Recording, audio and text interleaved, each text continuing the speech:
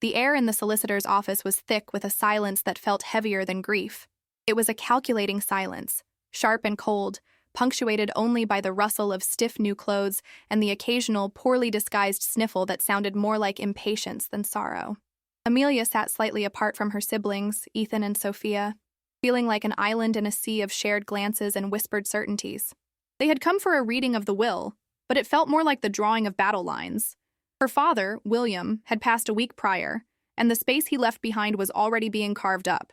Ethan, ever the pragmatist, tapped his polished shoe on the mahogany floor. "Let's hope Mr. Abernathy gets on with it. I have a flight to catch." Sophia, adjusting the collar of her designer blouse, nodded in agreement. "Honestly, it's all a bit of a formality, isn't it? Dad was always clear about his intentions."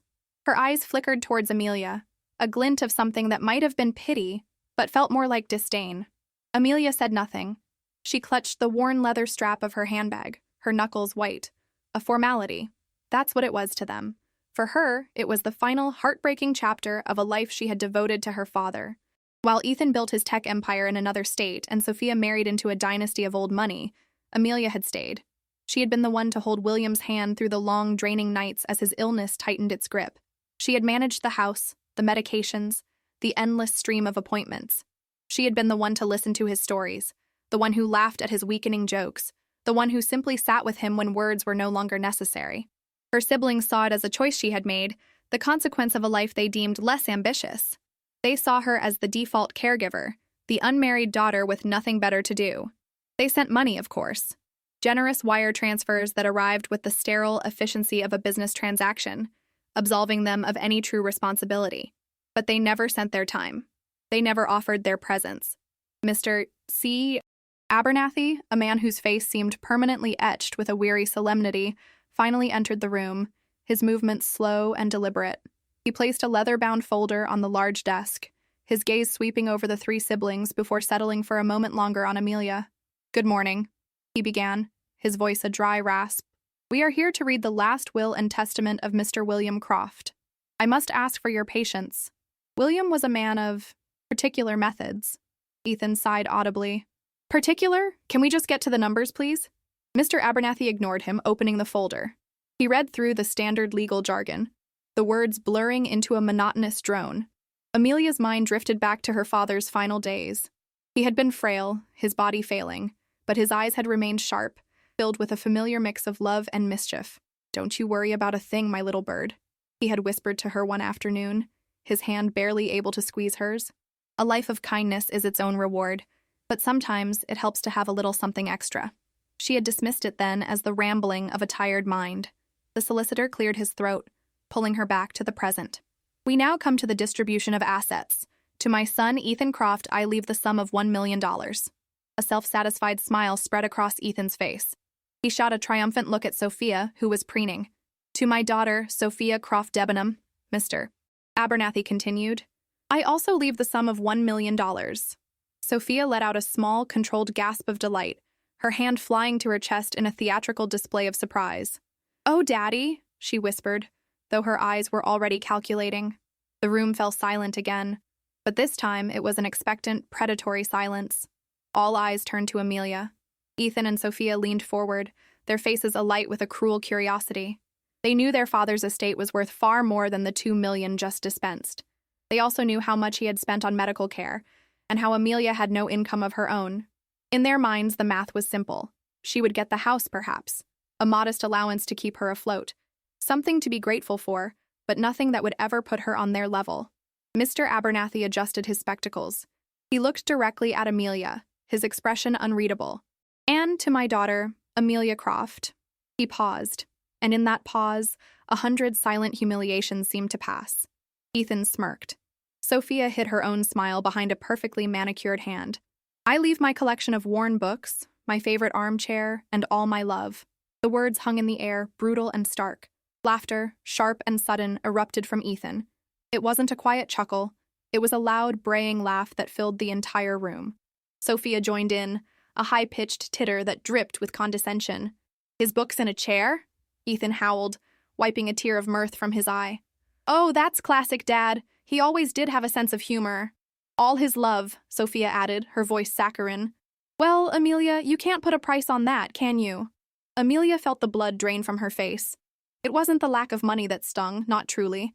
It was the public confirmation of what she had always suspected her siblings believed, that her love, her sacrifice, her presence was worthless. She felt their mockery like a physical blow, the sound of their laughter echoing in her ears. She stared down at her hands, unable to look at them, unable to look at Mr. Abernathy. She had stayed. For this. The laughter of her siblings washed over Amelia, a wave of bitter cold. For a moment, she was frozen, the solicitor's words and her siblings' cruelty creating a vortex of shock and humiliation. She didn't raise her head. She simply stared at the patterns on the Persian rug, tracing the intricate knots with her eyes, anything to avoid the triumphant, mocking faces of Ethan and Sophia. She had expected their disappointment, perhaps even their greed, but the sheer, unadulterated joy they took in her perceived ruin was a knife to the heart. All those years, all those sacrifices, had been reduced to a punchline, a chair, and some old books. She could feel their eyes on her, waiting for a reaction. They wanted tears. They wanted her to break down, to validate their narrative of her as the weak, dependent sister who had made the wrong choices. Amelia took a slow, deliberate breath, channeling a strength she didn't know she possessed.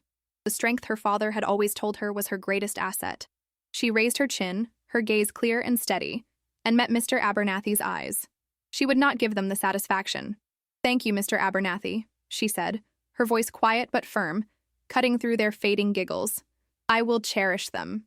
Ethan and Sophia stopped laughing, taken aback by her composure. They exchanged a look, a flicker of confusion in their eyes. This wasn't the reaction they had anticipated. Mr. Abernathy offered Amelia a small, almost imperceptible nod of respect before turning his attention back to the folder on his desk. His expression was stern. "If you would allow me to finish," he said, his voice laced with an authority that silenced any further comment. That was not the entirety of the will. Ethan slumped back in his chair, annoyed. What more could there be? The money's been dealt with. The rest is just furniture. Your father, as I mentioned, had particular methods, the solicitor repeated, his gaze unwavering. He was a man who believed that actions, not words, revealed a person's true character. He foresaw this moment. He understood the dynamics of his family perhaps better than anyone. He reached into the leather-bound folder and retrieved a sealed cream-colored envelope. It was made of thick, expensive paper, and across the front, in William's familiar, elegant script, were the words, "For the one who stayed." A new kind of silence fell over the room. The air crackled with tension. Ethan sat bolt upright, his earlier smugness evaporating, replaced by a sharp, predatory focus. Sophia's perfectly applied lipstick was now set in a thin, hard line. "What is that?" Sophia demanded, her voice sharp. "Another sentimental note?" "It is a codicil to the will," Mr. Abernathy explained calmly, holding the envelope so all could see the inscription. "Its contents are to be revealed only after the primary bequests have been read, and it is addressed, as you can see, to the one who stayed." He placed the envelope on the desk, his hand resting on it protectively. His eyes moved from Ethan to Sophia, then finally to Amelia. The message was clear. There was only one person in the room who fit that description. "This is ridiculous!" Ethan sputtered, his face flushing with anger. "He's trying to manipulate us from the grave. This is probably just some emotional nonsense meant to make us feel guilty. Amelia can have it. We want what's legally ours." "What is legally yours has been granted, Mr. Croft," Abernathy replied coolly. "This, however, is also a legally binding document, and its instructions are very specific. It pertains to the remainder of the estate." The word remainder hung in the air like a detonation waiting to happen. Ethan and Sophia knew exactly what it meant. The bulk of their father's fortune, the properties, the stock portfolio, the art collection, the real wealth. They had assumed it would be divided, or perhaps that they would have to haggle over it later. The idea that its fate rested inside that single envelope was inconceivable. Sophia's composure finally cracked. "Well, open it then," she snapped, her voice trembling with a mixture of greed and panic. "What does it say?" Mr. Abernathy did not move. He looked only at Amelia, who was staring at the envelope as if it were a relic from another world. "For the one who stayed." Her father's words echoed in her mind. "Don't you worry about a thing, my little bird." It wasn't a rambling. It was a promise. A profound sadness mixed with a dawning sense of understanding washed over her. He had seen it all. He had known. Amelia, Mr. Abernathy said gently, his voice pulling her from her thoughts. This is for you. Do you wish for me to open it? She looked from the envelope to her siblings' faces, now pale and drawn with anxiety. The mockery was gone, replaced by a desperate, hungry look. They were no longer laughing. Amelia took another deep breath, the air no longer feeling so suffocating. She nodded. Yes, please.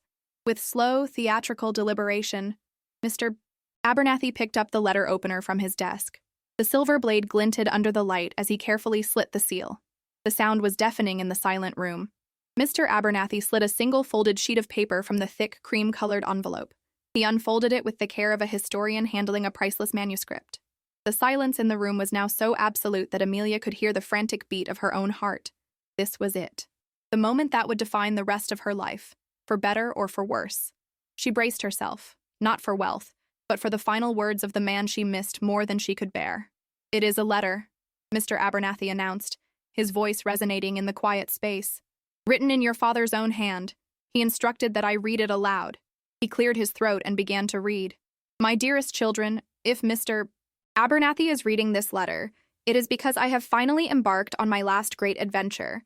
But it also means that, in my final act as your father, I felt it necessary to separate the wheat from the chaff. I am a man who built his life on a simple principle. Value is not measured in dollars, but in deeds. To my son Ethan and my daughter Sophia, I have left you each $1 million. I hope it brings you the fleeting happiness you seem to derive from such things. Consider it a final gift, but also a final test. I gave you a fortune, an education, and every opportunity to build lives of substance and meaning. You chose instead to measure your worth by your bank balance and your social standing. You were absent. You were guests in my life, visitors who checked their watches, your filial duty a transaction to be completed as quickly as possible. Your love had a price, and I have paid it. This $1 million is not an inheritance. It is a severance. It is the full and final payment for a relationship that has, for many years, been purely transactional. I release you. Then, there is my Amelia, my little bird, who clipped her own wings to stay and care for her old father. The solicitor's voice softened as he read this part, a note of genuine emotion entering his tone. Amelia felt a sob catch in her throat. They will tell you that you stayed because you had no ambition, no other prospects. They are wrong. You stayed because your heart is a compass that points only toward love. You stayed because your character is forged from loyalty and kindness, metals more precious than gold. While others were building empires of glass and steel, you were building a fortress of comfort and dignity around a dying man. You gave me the only currency that truly matters in the end: time.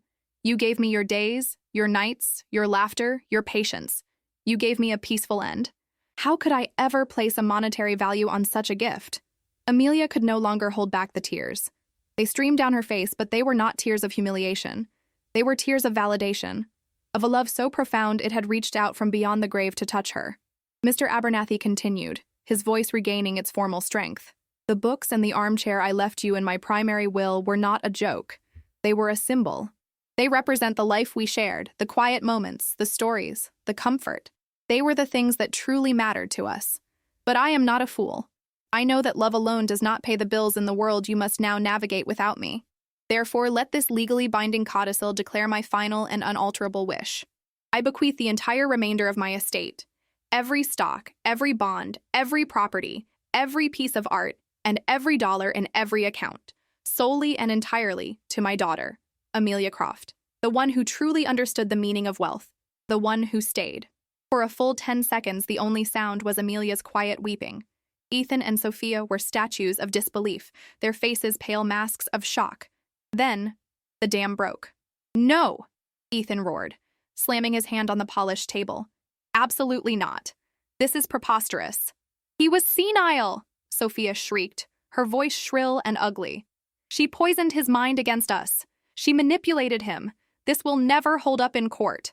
Ethan was on his feet now, his face contorted with rage, pointing a trembling finger at Amelia. You conniving little snake. All those years playing the martyr. This was your plan all along, wasn't it? To isolate him and steal everything. Mr. Croft, I will ask you to sit down and lower your voice. Mr. Abernathy commanded, his tone like ice. I will not, Ethan shot back. We will contest this. This is a farce. We are his children, too. You were given $1 million. Your father was of perfectly sound mind and body when he drafted this codicil with my full counsel, and he updated it yearly," Mr. Abernathy stated, his gaze unwavering. He also took the precaution of having his mental state independently evaluated by 2 separate psychiatrists at the time of the last signing. "This will is ironclad. Your challenge will fail, and it will cost you a great deal of the money you just inherited." The finality in the solicitor's voice seemed to finally penetrate their rage. Sophia sank back into her chair, her face a mess of running mascara and disbelief. Ethan stood, breathing heavily, his fists clenched at his sides. The laughter was a distant memory now, replaced by the acrid taste of defeat. Amelia simply sat there, clutching the worn strap of her handbag, the letter from her father echoing in her heart. He had seen her. He had understood. And he had given her not just a fortune, but a vindication that was priceless. Ethan didn't say another word. He shot Amelia a look of pure venom, a look that promised retribution, and stormed out of the office. The heavy door slammed shut behind him, the sound echoing like a gunshot. Sophia, her face a tear-streaked mask of fury, gathered her purse and stood up, her movements stiff and jerky. "I hope you're happy," she hissed, her voice low and trembling. "I hope you enjoy every last penny of the money you stole from us. But don't think this is over. You will hear from our lawyers." She didn't wait for a reply, following her brother out into the hallway, leaving a trail of expensive perfume and palpable hatred in her wake. And then there was silence. The thick, oppressive quiet returned, but this time it felt different.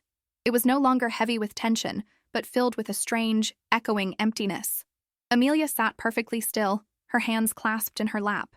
The storm had passed, leaving her in the eye of a hurricane of her own emotions. She wasn't thinking about the stocks or the properties or the bank accounts. She was thinking of her father's elegant script on the envelope. "For the one who stayed."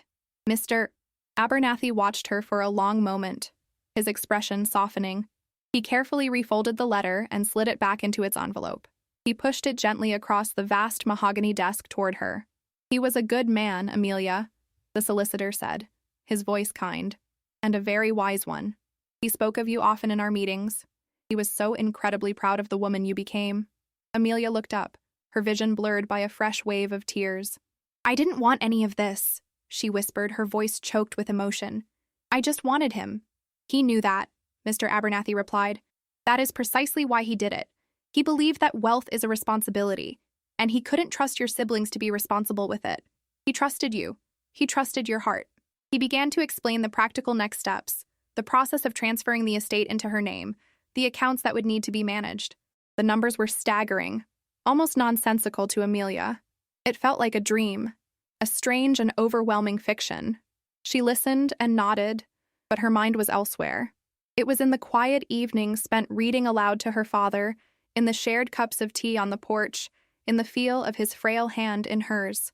When she finally left the solicitor's office, the city outside seemed impossibly loud and bright. The world hadn't changed, but she had. She walked past the sleek, expensive cars and the bustling crowds, feeling strangely invisible, as if she were shrouded in a cloak of her father's love. She had no desire to go to a bank, to see a financial advisor, or to even go back to the house that was now hers. Instead, she found herself walking toward a small, quiet park a few blocks away. It was a place William had loved. He'd sit on a particular bench under a large oak tree and watch the world go by, often with Amelia by his side. She found the bench, its wood weathered by years of sun and rain. It was empty, as if it had been waiting for her. She sat down, placing her worn handbag beside her. She didn't cry. She simply sat, breathing in the cool autumn air, feeling the warmth of the afternoon sun on her face. For the first time since her father's passing, a sense of peace began to settle in her soul. It wasn't about the money. It was about the release. The release from her siblings' judgment, from her own feelings of inadequacy, from the quiet burden of being unseen. After a long while, she reached into her handbag and pulled out her phone. She ignored the litany of angry, missed calls from Ethan and Sophia. Instead, she opened a web browser and typed in the name of a local charity her father had always supported, one that provided comfort and care for the terminally ill and their families. It was a small, underfunded organization that relied on community donations. Her fingers trembled slightly as she navigated to the donation page. She thought about the $1 million her siblings had received. She thought about the vast fortune that was now hers. Then, with a quiet resolve, she typed a number into the donation field. $2 million. A severance, her father had called it. For Amelia, it was a beginning. It was the first act of a legacy that would not be measured in dollars, but in deeds. She hit the confirm button, a small, sad smile touching her lips. This wasn't their money. This was her father's legacy of kindness, and she was just getting started. 6 months passed, not with the speed of forgetting, but with the gentle, steady pace of healing. The grand house, which had once felt heavy with the silence of illness and the ghosts of family tensions, was now transformed. It wasn't through redecoration or lavish new furniture. In fact, little had changed physically. The change was atmospheric. The air was lighter, infused with the quiet joy that comes from purpose. The rooms that had once echoed with shallow breaths and hushed whispers now occasionally filled with the soft murmur of conversation and shared understanding as Amelia began hosting small support groups for other caregivers on the wide, welcoming sun porch. She never heard from Ethan or Sophia directly again. Their threats had materialized into a clumsy, ill-fated legal challenge, which Mr. Abernathy had informed her about with a certain grim satisfaction. The case was thrown out of court almost before it began. Her father's foresight, the psychiatric evaluations, the meticulously documented codicil, had rendered their claims of manipulation and senility completely baseless. Their own lawyers, seeing the ironclad nature of the will, had advised them to withdraw. They refused, and the resulting public dismissal left them humiliated. The legal fees consumed a staggering portion of their million-dollar inheritances. More damagingly, the stress and failure had ignited the blame between them. Their alliance, built on a foundation of shared greed, crumbled into bitter accusations, driving a permanent wedge between them. They had grasped for more and ended up with less, their relationship another casualty of their own avarice. Amelia, meanwhile, had found her calling. The $2 million she had donated on that first day was only the seed.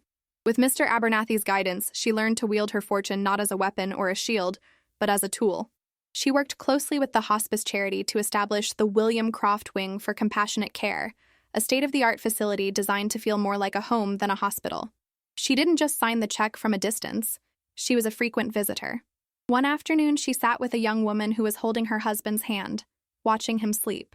Because of this place, the woman told Amelia, her eyes full of weary gratitude, I don't have to worry about the bills. I can just be his wife again, not just his nurse.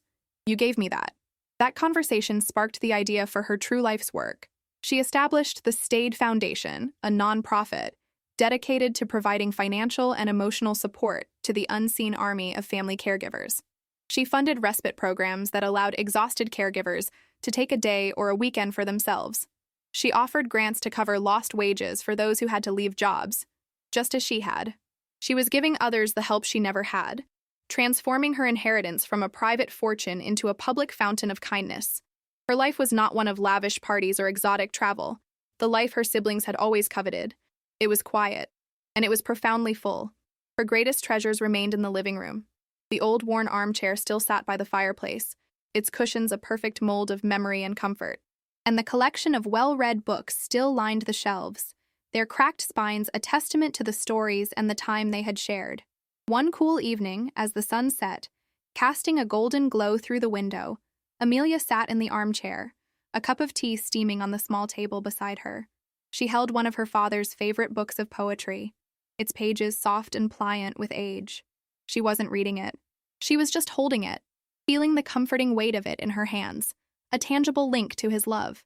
She thought of her siblings, lost somewhere in their world of numbers and resentments, and felt a deep and abiding pity. They had been given $1 million, but they had inherited nothing of value. She, on the other hand, had been given an old chair, some books, and all her father's love. And with it, she had inherited the world. Her father had known that the one who stayed was the one who understood. She had stayed not for a reward, but out of a love that asked for nothing in return. And in the end, that love had come back to her, multiplied beyond measure, a legacy defined not by what she was left, but by what she chose to give. A quiet, genuine smile touched her lips. She was at peace. She was home. The journey from a moment of public humiliation to one of quiet, profound purpose is finished. A life of kindness is its own reward, but sometimes, as William Croft knew, it helps to have a little something extra to share. If this story touched your heart, share it with someone who needs a message of hope.